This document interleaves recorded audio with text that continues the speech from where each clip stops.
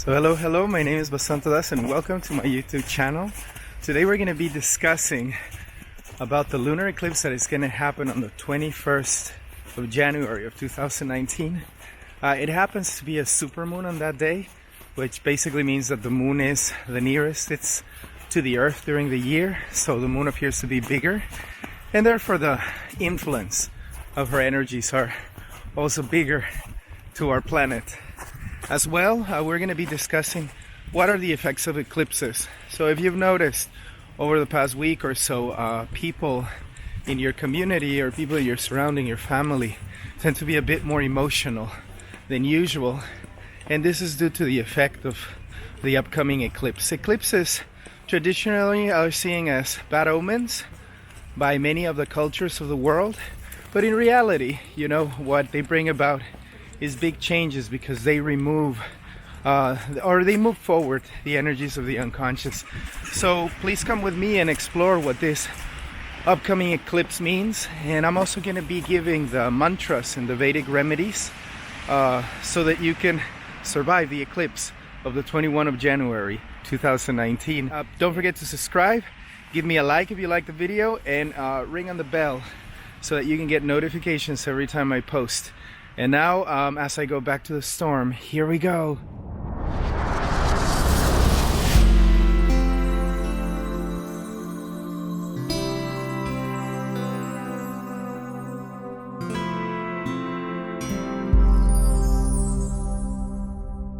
So the eclipse of the 21st of January of 2019, what does it mean for you in your life?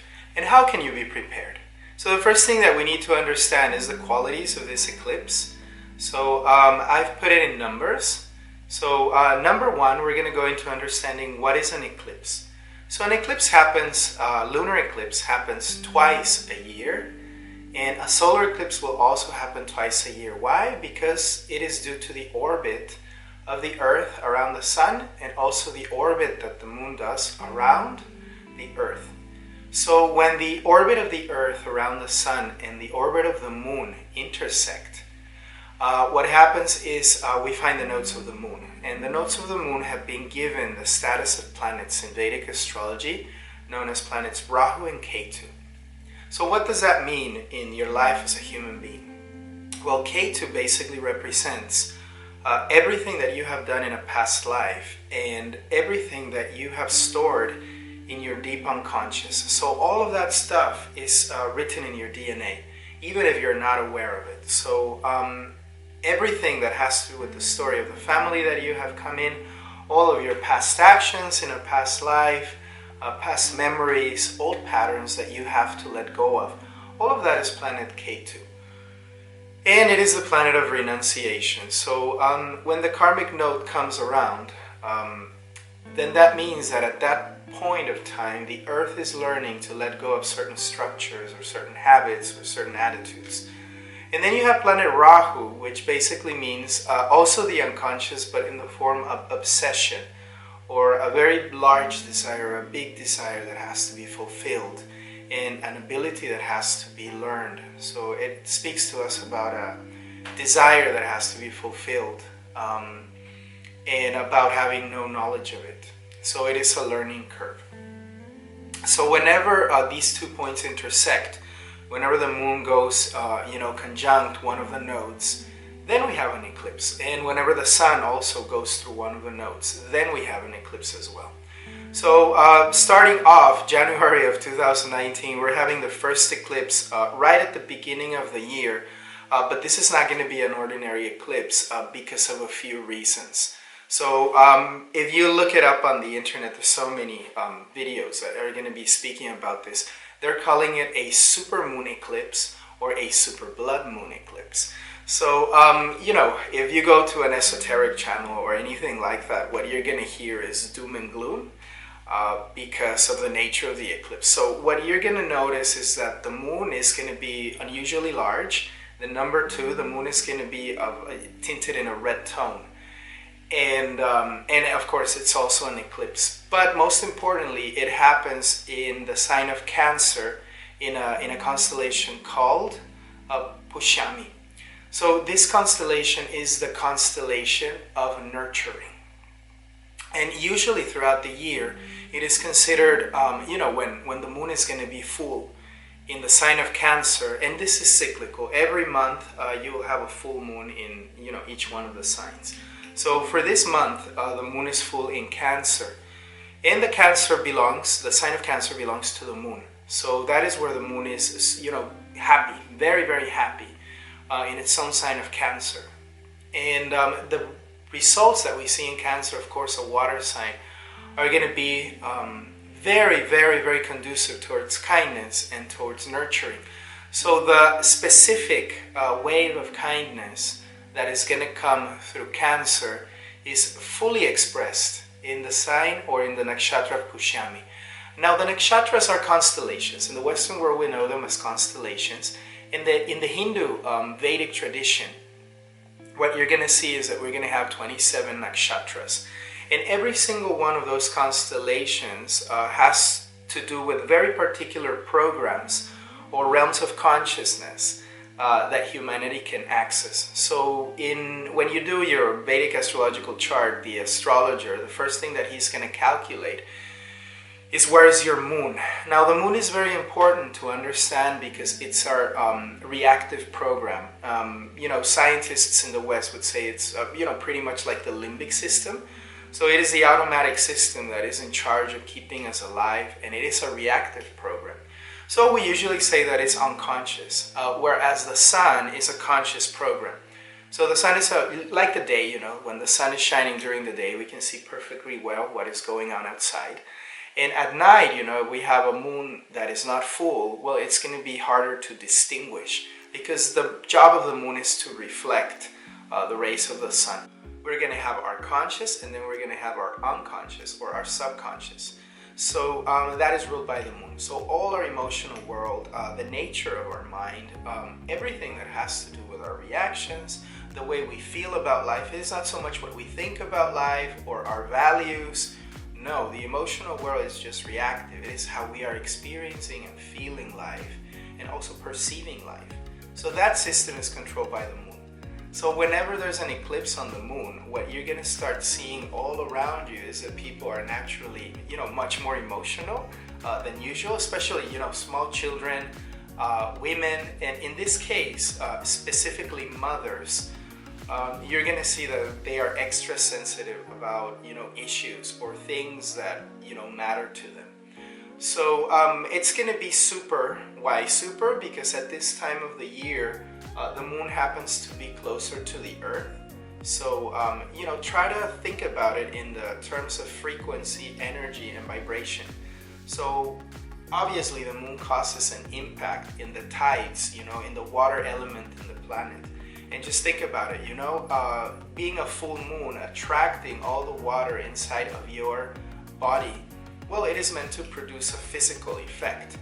That is scientifically proven. So the moon does have even a physical effect. So what to speak of subtle energies?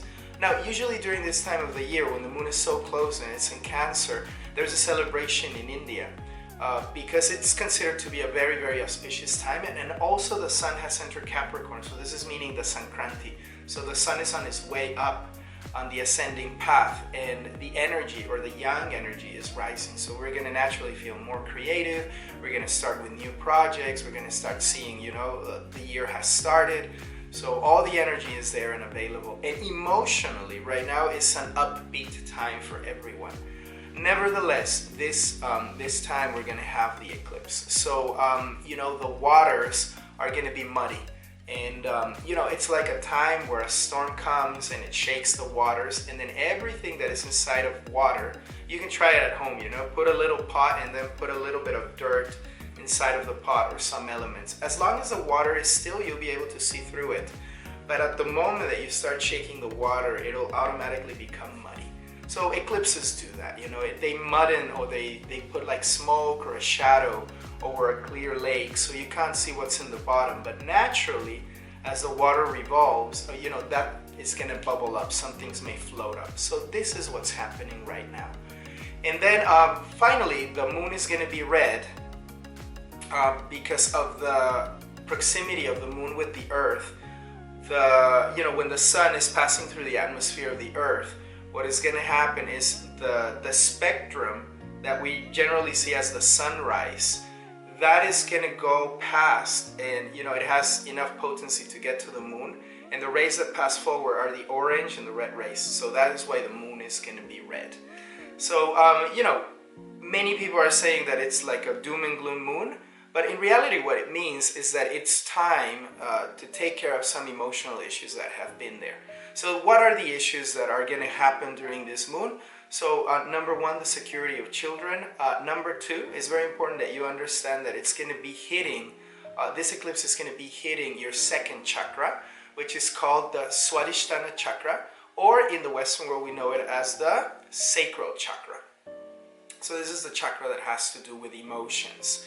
So remember, the Vedic value that we practice when it comes to emotions and relationships, that is called ahimsa. Ahimsa means non-violence, or the goodwill, to desire, the goodwill for others, to be non-violent towards others, to have an attitude of love, affection, and service towards others. So that is the best way to balance that chakra. So, again, this chakra is going to be out of balance during the eclipse. So naturally, people are going to feel very, very emotional during this time. And the value that you can use to deal with the situations, yes, and to not make a situation that is aggravated already better, use the quality of kindness instead of the quality of judgment. Usually when things go out of balance, we use the quality of judgment. And, we end up judging people. We tell them, you shouldn't be behaving like this. This is not proper. But in reality, we feel like we feel. And we are sensitive beings. And, that is part of being a human being. So, you can use the quality of kindness. If you use the quality of kindness, just remember that compassion is superior than judgment. Because, not all the time you can apply the law to people. So what's going to happen right now in the world, and the way that this eclipse is playing out, is if you see in America, they've been having a government shutdown for the past month or so, and that is directly related to the nodes of the moon where the eclipse happens. So the eclipse doesn't always happen in K2 Cancer. It can happen in different signs of the zodiac. Like towards, July, we're going to have another partial eclipse that's going to happen in Sagittarius, the full moon in Sagittarius. So the effect is going to be entirely different. But at the moment, it's happening in K2 Cancer. K2 right now is in Capricorn, so that means the power of the government or the governmental structures. So wherever you are in the world, there's changes going on in the structure of your government. They are the rigid rules and regulations that we may follow. Everything that has to do with the law, with control, also with our guardians and our judges and the people that protect us, such as presidents. So how it's playing out in America is they've had a government shutdown. So towards the 21, if you turn on the news, what you're going to see is that government shutdown, it's gone forward. And it's actually, the resolution is going to come around the 21st. It's going to bubble up to the climax of that situation. So on the other side of K2, of the government and, the rules and what has to happen. And by the way, it's all happening because the President of America wants to build a wall. So that's a structure. That speaks to us about K2 wanting Capricorn, Capricorn energy. And then on the other side, we have the people who need to eat, who need to take money home, all the government employees over there. They need sustenance and they need nurturing. Again, the constellation of Pushyami. So the matrix is playing out the drama in that way. So probably the workers are going to go on a strike, or they're going to, show up in the, go out, take the streets, manifest themselves and demand that their salary will be paid. And what is going to happen to, small scale over there at home is that, you're going to be asked to provide security, or, you're going to have to put your feet on the ground. And everything is, remember, the second chakra is disbalanced, so everything is for the sake of emotional security, so to speak. So what are the activities that you can perform during the eclipse? My recommendation is always try to take it easy during eclipses. In the time when I was a monk in India, what we would do with my guru is that he would indicate that on that day, there's two remedies. Yes? On the one hand, there is the chanting of mantras, and many people do ask me about, okay, so what do we do in the eclipse? And if you're saying pray or chant mantras, what are the mantras that we can chant? So one of the first things that my guru would say is, today during the eclipse, during the span of the eclipse, everybody is called to the main hall and we're all going to do kirtan. So kirtan is a form of prayer that is done in India, and it's a form of congregational prayer where everybody gets together and basically everybody remembers the glories of God and the glories of the Supreme Lord in the form of song and prayers. So the monks will bring the drums and we will play the kartals.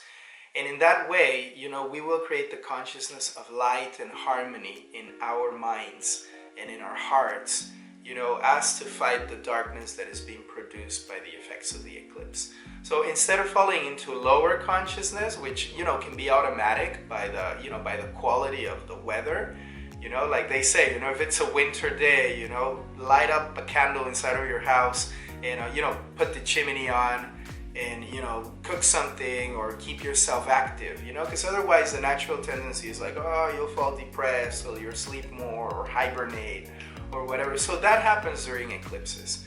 So my guru would call us to the main hall and he would always indicate that during this day we have to do mantras. Now on that day, many people ask, okay, so what mantras can we do? So basically there's a mantra, on a physical level and on an astral level. The mantra that you can do is OM VAM. So you can chant this mantra repeatedly, OM VAM, OM VAM, OM VAM. And VAM is going to directly balance the vibration of the second chakra. Of course, by repetition, you can look a video on YouTube where the mantra is being chanted. You can have it on during the eclipse, and that will naturally bring balance to that chakra. Then, if you've been practicing for some time, or, if you're a yogi, the Maha Mantra is always helpful because you are praying to Lord Siva to remove all the obstacles, and may he pardon whatever offense and liberate us from any offense that have been done in our past life that we may not be conscious of and that might bubble up to produce suffering. So the Maha Mantra, this you will find, I will link it below, and it's possible that you can chant it. So this will give you moksha or liberation from suffering. If you're from the Buddhist tradition, you can chant the Om Mani Padme Hum mantra, which is a mantra of kindness and goodwill. So that the good qualities may shine forth in you. If you are from the Christian tradition, then you may chant, any of the Lord's Prayer or be in touch with Virgin Mary. So try to create that consciousness, of connection with the positive qualities of the mother energy in the universe. And finally, which is the mantra that I always chant, you can chant the Maha Mantra. So Maha Mantra means, Maha is great and Mantra is teaching or wisdom, teaching of wisdom. So the Maha Mantra, also known as the Hare Krishna mantra, this mantra can be chanted and this will award you, spiritual benefit, and it is also the supreme mantra of kindness and compassion. So I'm also going to write this mantra down. It is written down in the description of the video. So you can repeat it during the day, or also you can go to YouTube. There's many people chanting these mantras, and you can just have it on, in your car and your stereo, while you're traveling. You can have it on your Walkman. So it's really not that hard to keep yourself in good vibration and good consciousness. Then the next thing that you can do, the final remedy that you can do, my guru would always indicate us that during the eclipse, we should fast. Why fasting? The way that we do fasting is, if you're practicing yoga or spirituality already in the Eastern way, one of the first things that you're going to do is, vegetarianism.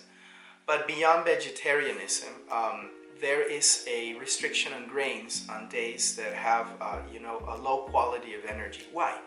Because grain give us power to make choices, and they give us the quality of Raja. So Raja means passion.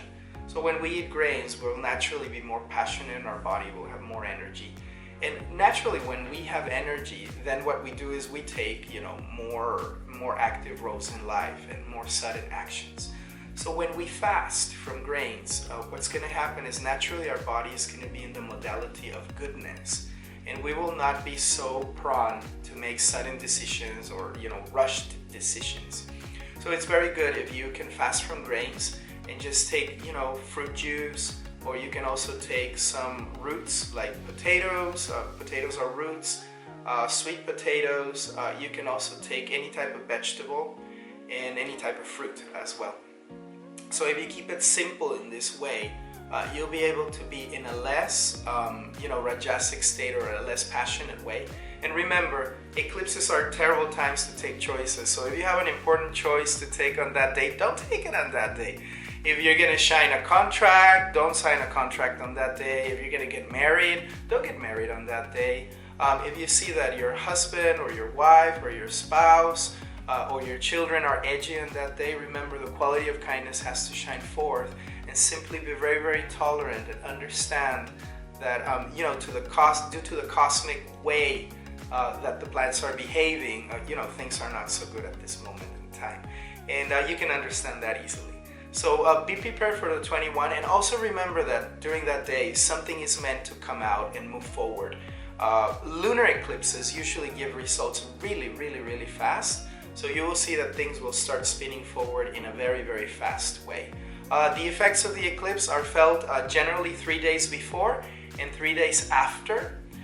So, prepare for that. So people are going to be unusually edgy or moody during those times.